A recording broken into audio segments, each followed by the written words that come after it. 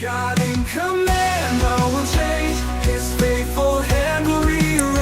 Ibu saudara-saudara jemaat yang dikasihi oleh Tuhan, selamat pagi, Shalom.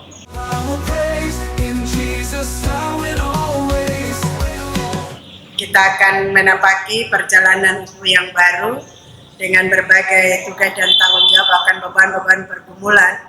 Tetapi semua kita akan dikuatkan dengan kebenaran firman Tuhan yang akan kita baca dari kitab Amsal pasal 17 ayat yang ke-22. Sebelumnya mari kita berdoa. Ya Yesus, firman yang hidup, untuk mendasari seluruh perjalanan dan pergumulan kami akan membaca dan mendengarkan kebenaran firman Tuhan yang akan mempedomani seluruh kehidupan kami. Kami mohon Tuhan karuniakanlah Roh Kudus memberikan pengertian kepada setiap kami, agar firman yang kami baca, kami dengar, kami dapat memberlakukan itu dalam keseharian kehidupan kami. Di dalam nama Yesus firman yang hidup kami berdoa. Amin. Amsal pasal 17 ayat 22 begini bunyinya. Hati yang gembira adalah obat yang manjur, tetapi semangat yang patah mengeringkan tulang. Demikianlah pembacaan Alkitab. Ibu bapak dan saudara-saudara yang Tuhan Yesus kasihi, kita patut bersyukur kepada Tuhan karena kita sudah menikmati perjalanan kehidupan kita sampai di usbu yang baru. Dan kita telah berada di Minggu Adventus yang ketiga, masa-masa penantian dalam rangka kami sebagai orang-orang percaya menantikan kedatangan Tuhan Yesus. Ada masa-masa dalam hidup ketika kita hanya bisa melakukan satu hal, yaitu menanti. Menanti jawaban terhadap setiap doa-doa kita. Menanti perubahan, menanti pemulihan, menanti pintu Tuhan yang terbuka untuk memberikan kepada setiap kita berkat-berkat kehidupan. Bahkan sebagai orang percaya, kita juga menanti sesuatu yang paling agung, yaitu kedatangan Tuhan. Namun penantian sering menguji hati kita. Ada yang menanti dengan harap-harap cemas, ada yang menanti dengan keluh kesah dan persungutan, ada yang menanti sambil menyimpan kekecewaan dan keresahan. Di tengah situasi seperti itu, ada firman Tuhan yang berkata di dalam Amsal pasal 17 ayat 22, hati yang gembira adalah obat yang manjur, tetapi semangat yang patah mengeringkan tulang. Ibu bapak dan saudara-saudara, ayat ini sangat sederhana tetapi sangat tajam. Tuhan tidak hanya menyoroti keadaan di luar kita, melainkan kondisi kebatinan yang menentukan cara kita untuk menjalani hari-hari.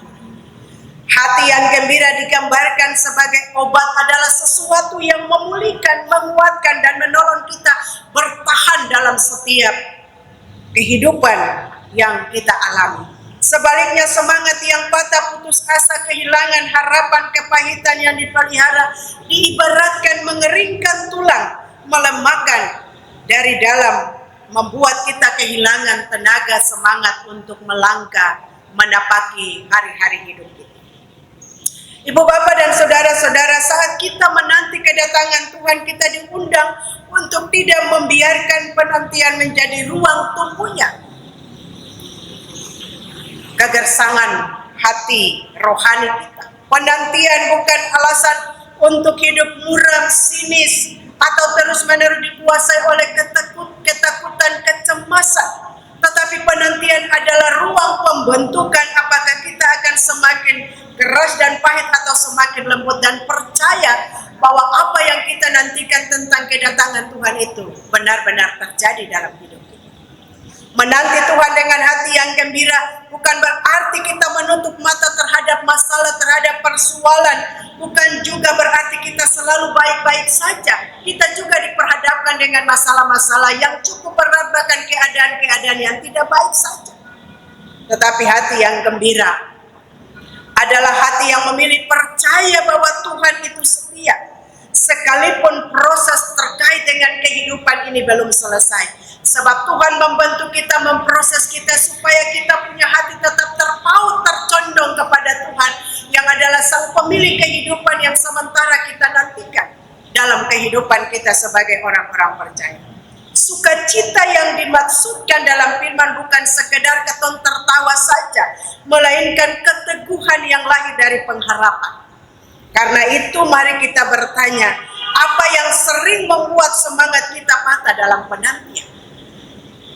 Kadang bukan masalahnya yang paling berat, tetapi pikiran yang terus membuat kita pusing perbandingan dengan orang lain, kecewa karena doa belum dijawab, atau luka yang tidak dibawa kepada Tuhan.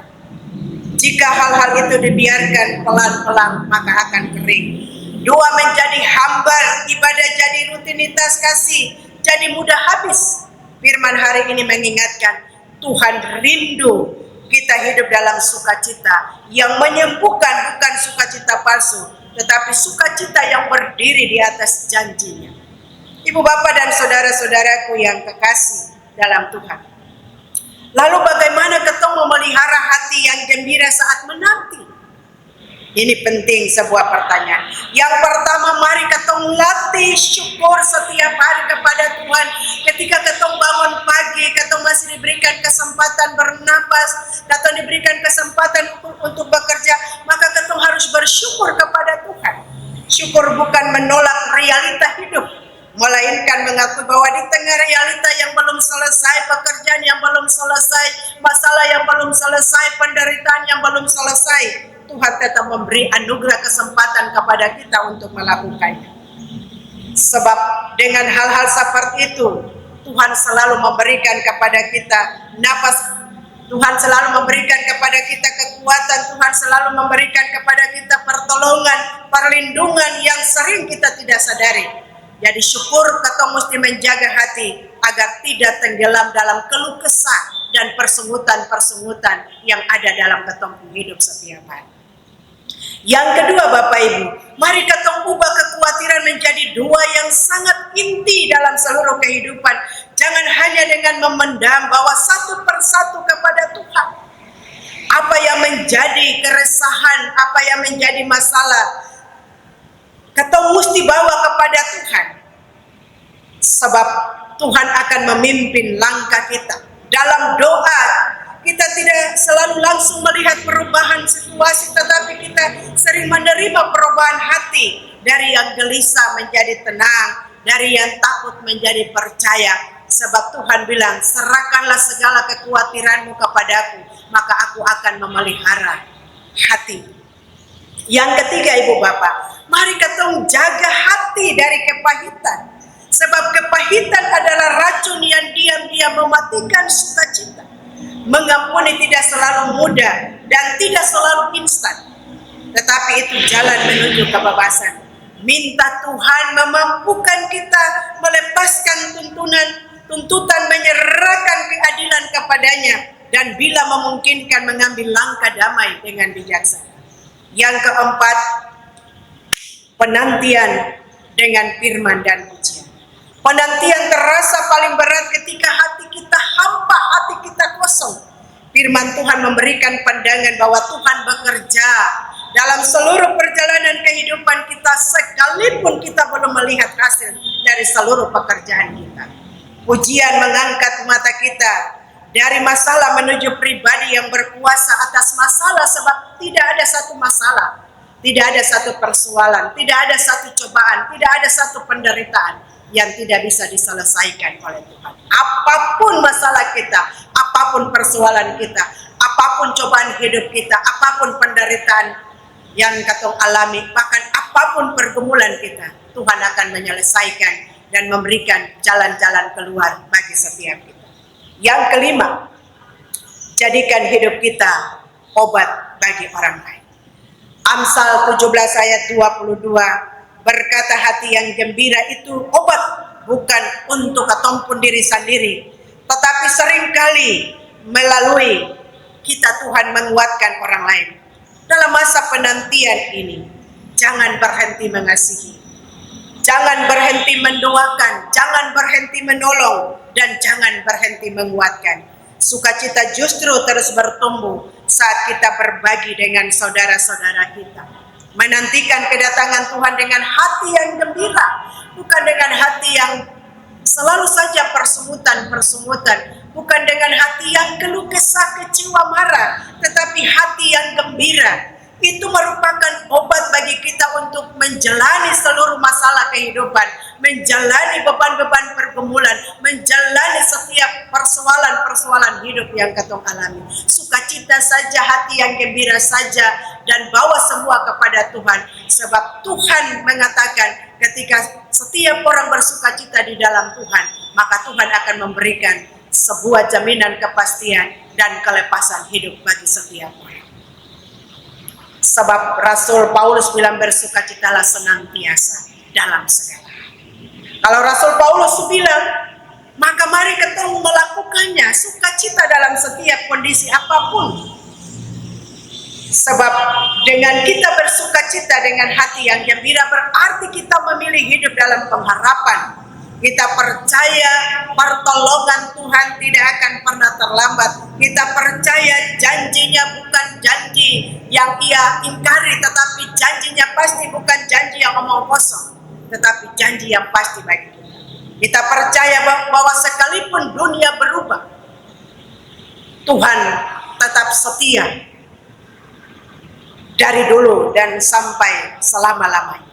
Maka hari ini ketika ketong ada di dalam seluruh aktivitas kita masing-masing, dalam mencari rezeki, dalam beban-beban pergumulan, mari ketong datang kepada Tuhan, bawa beban penantian kita. Biarlah Tuhan memulihkan semangat yang patah dan menggantikannya dengan sukacita menjadi obat. Sukacita yang membuat kita tetap setia, tetap siap, dan tetap menyala sambil menantikan Tuhan Yesus datang kembali kepada setiap kita, dan penantian kita akan terjawab asalkan hati kita siap untuk menerimanya, dan kita tetap setia melakukan apa yang menjadi panggilan kita bersama sebagai orang-orang percaya. Ingat, penantian kita tidak boleh dengan persemutan, tidak boleh dengan kecewa dan keluh kesah. Penantian kita terhadap Tuhan yang akan datang dengan hati yang gembira. Jangan patah semangat, tetapi semangatlah dengan hati yang selalu terpaut kepada Tuhan untuk menerimanya sebagai seorang Raja dan Hakim bagi kita. Tuhan Yesus memberkati. Amin.